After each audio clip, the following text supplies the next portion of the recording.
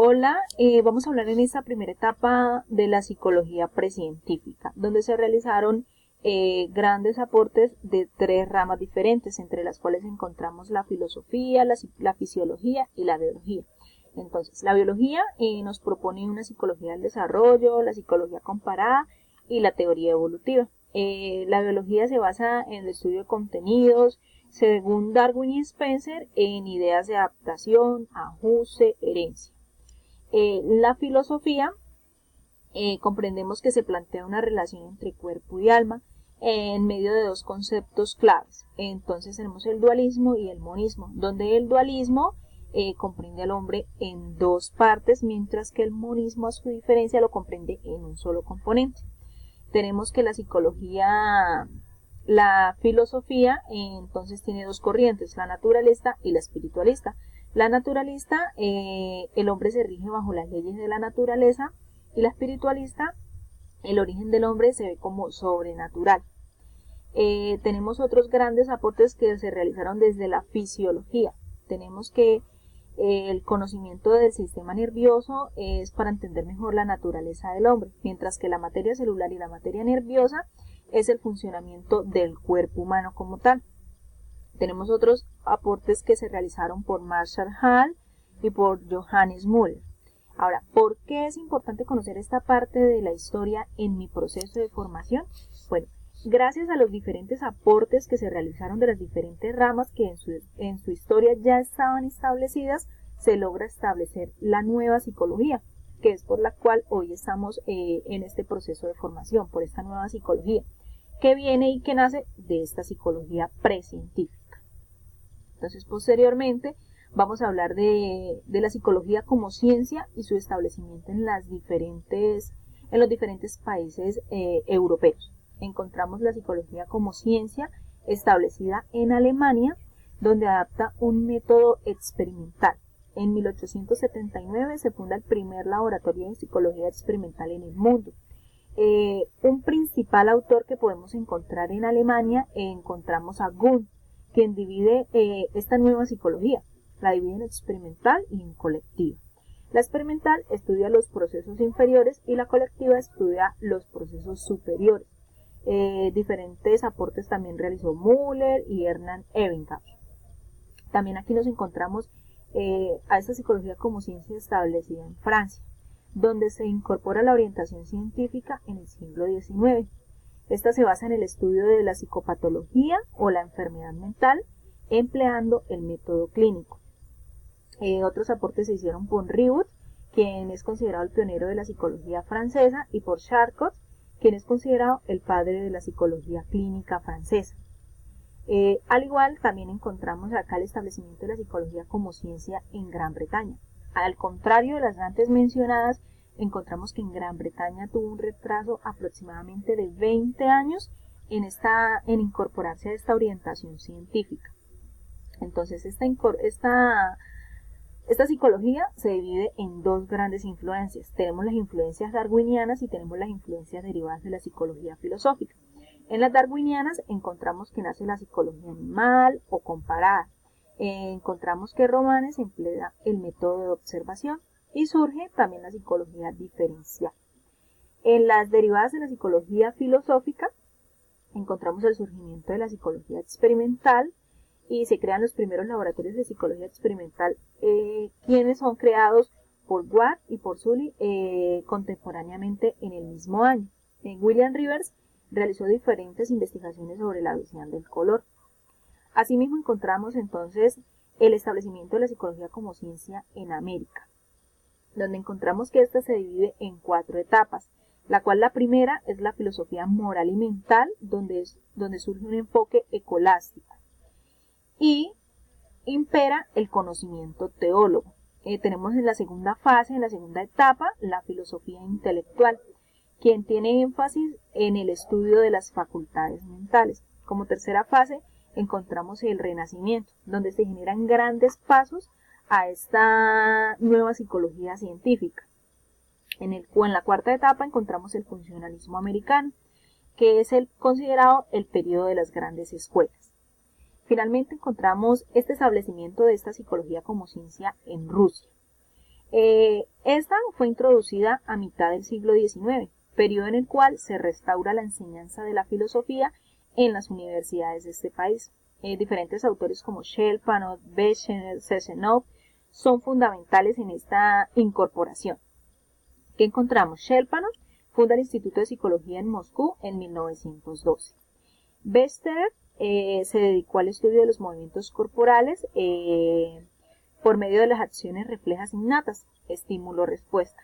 Y Sezhenov propuso una psicología basada en el concepto fisiológico de reflejo. Ahora, ¿por qué es importante que yo como psicóloga en formación conozca esta parte de la historia?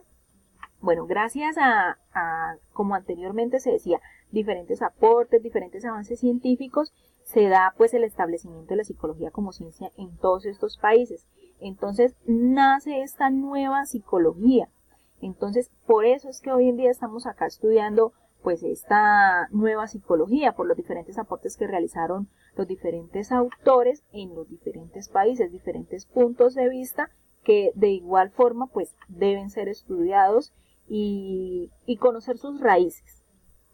Entonces, posteriormente, aquí vamos a hablar en la etapa 3 de las escuelas psicológicas. Entonces, ¿cómo nacen estas escuelas psicológicas? ¿Qué pasa? Como anteriormente se presentan tantos aportes, diferentes puntos de vista, diferentes experimentos, diferentes avances, entonces llega el nacimiento de estas escuelas psicológicas, donde los diferentes puntos de vista entonces se plantean diferentes escuelas, entre las cuales, de las tantas que se plantean, para mí hay 5 fundamentales, de las cuales entonces yo quiero resaltar el psicoanálisis, la Gestalt, el neoconductismo, el conductismo y el conexionismo.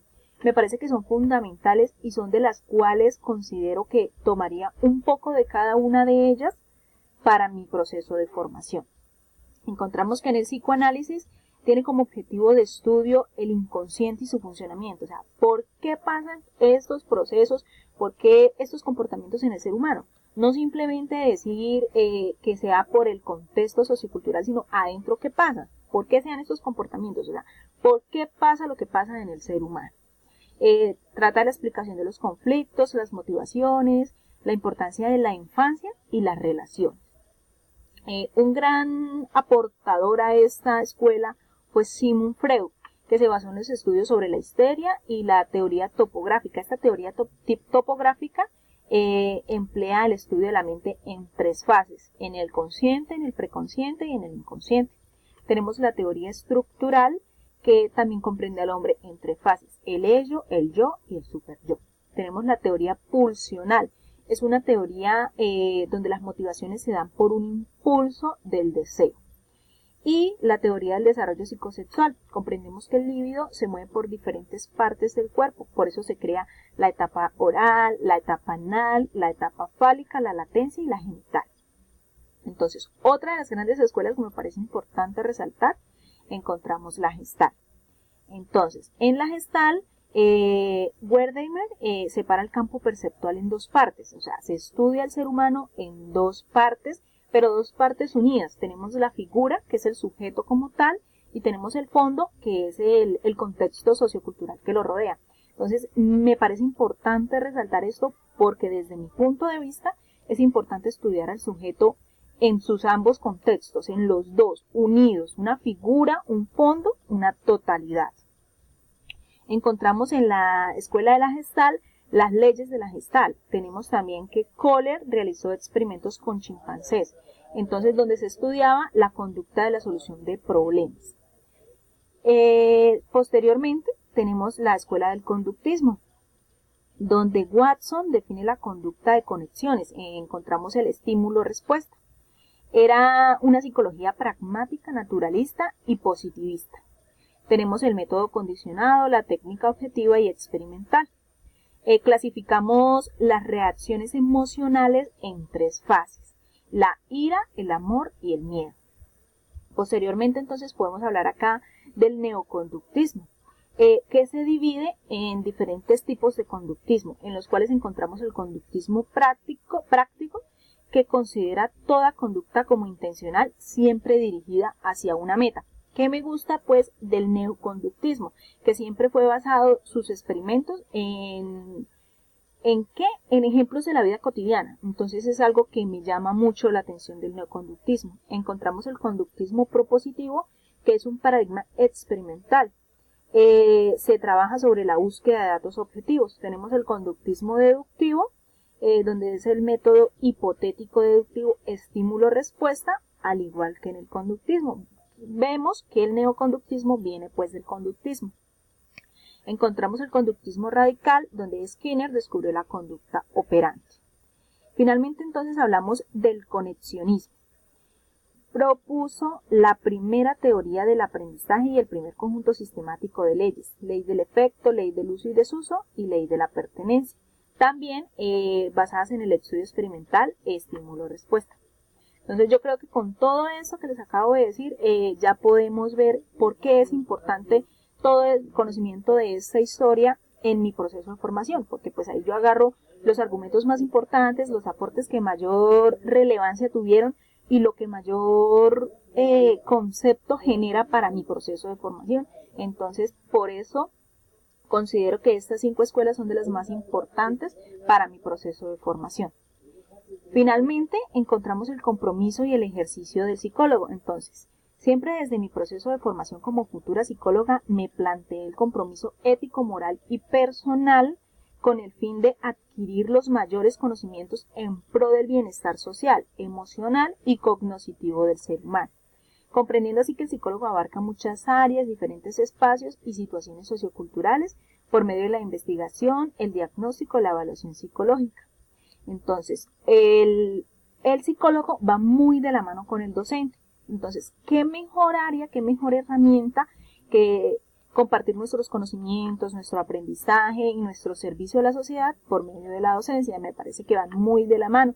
Entonces, siempre vamos orientados y enfatizados en el desarrollo del ser humano. Muchísimas gracias.